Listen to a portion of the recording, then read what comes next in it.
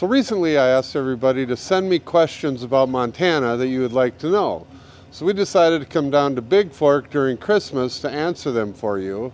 And the first question we have will be answered by my wife because she has the knowledge. The first question was, what was Bozeman like before it became Bozeangeles? So we'll let her get to that. And after that, we'll head over to the river and answer the rest of them. And stick around to the end because there's one that's kind of a classic that you should get a kick out of.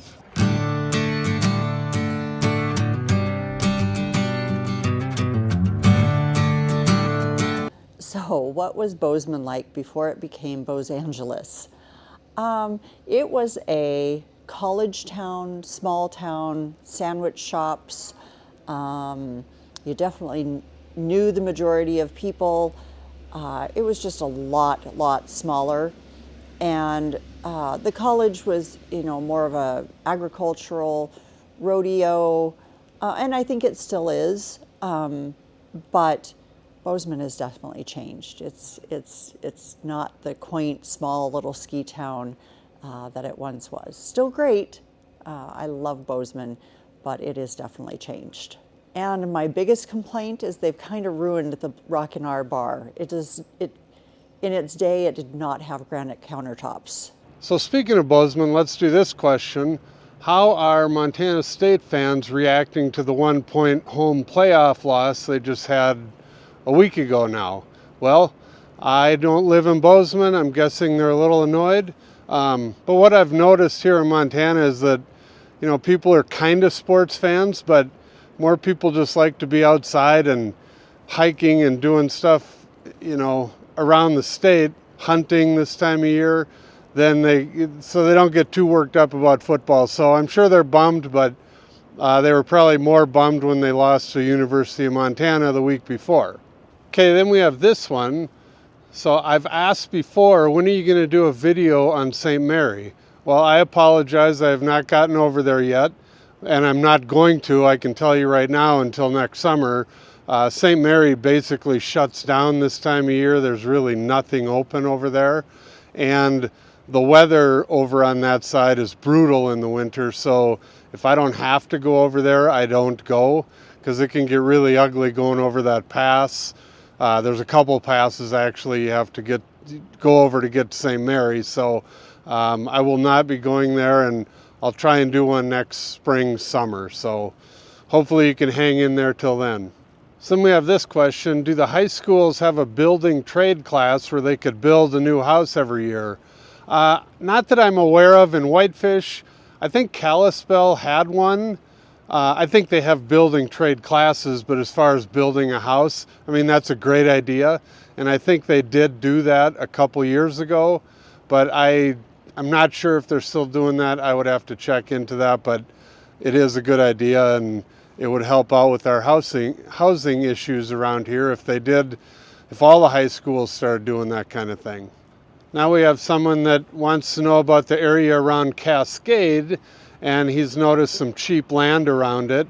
That area, I haven't been over there too much. It's right off the interstate in between Helena and Great Falls. If you get on Google or Google Maps and click on the satellite or Google Earth, you'll see that it's, once you get towards Great Falls, it's pretty wide open. It's really windy. I'm guessing that's why the land is so cheap. And you're 30 miles away from Great Falls, so that's a pretty good commute, especially in the wintertime. So that also would affect the price of land. The further out you get, the more expensive it can be because there's not tons of people that can afford to just live way out and not work. And there's only so many people that want to live way out and have to commute to, get groceries or get into the bigger towns. So I would say that's why the land is cheaper over around Cascade. So then we have this one. How do state, city, and county regulations affect ADUs in Kalispell?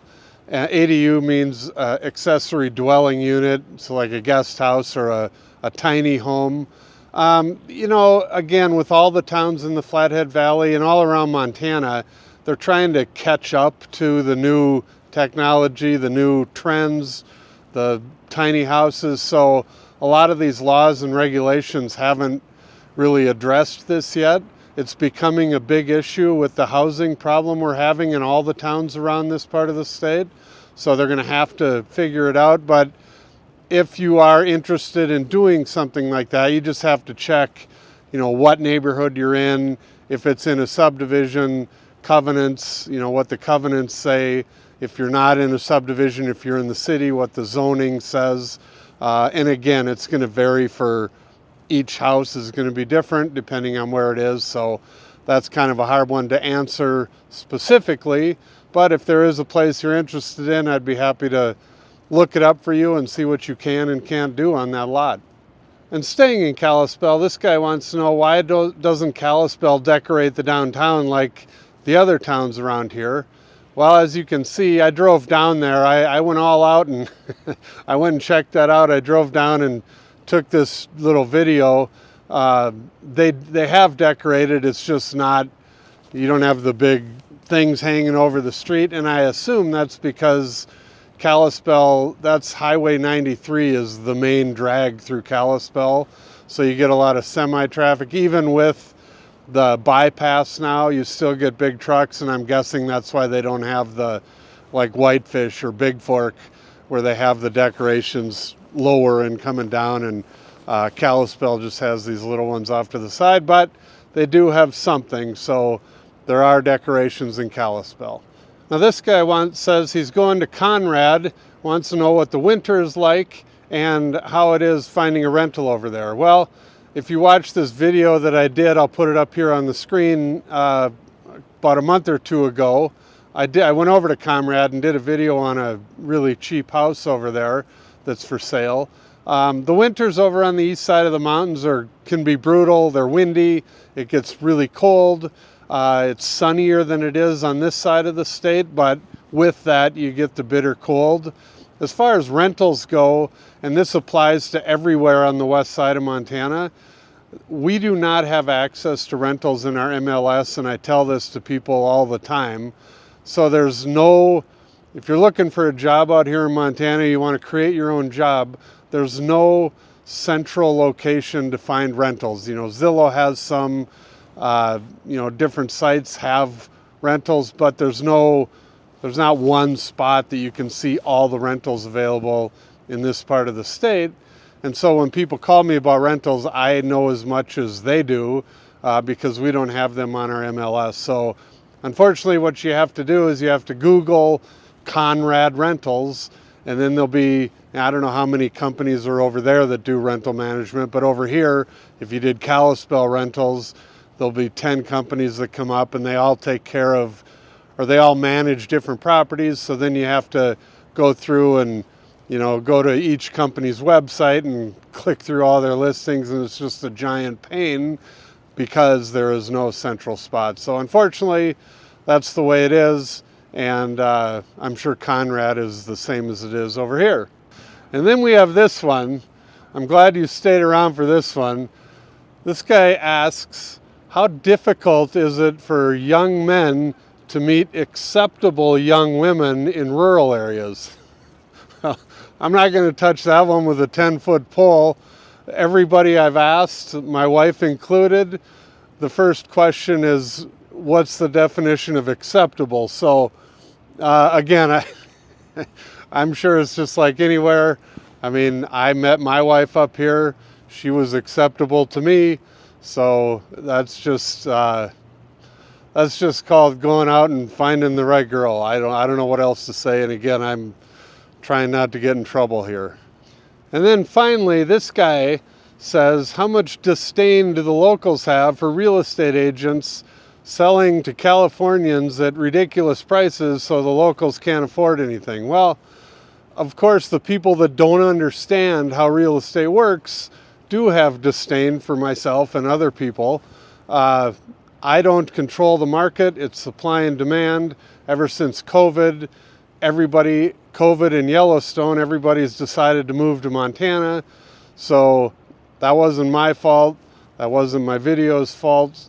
That's just the way it is. People, because of politics and what's going on in the bigger cities, and with all the lockdowns during COVID, everybody wanted out.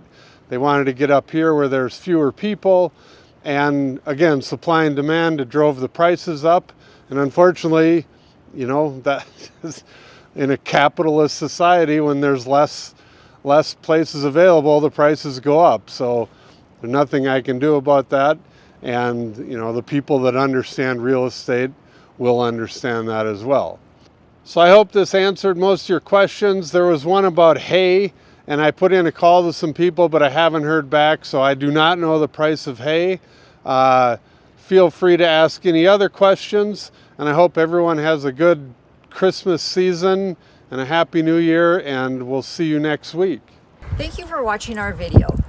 Please call, text, or email for more information, and don't forget to watch our other videos about Montana.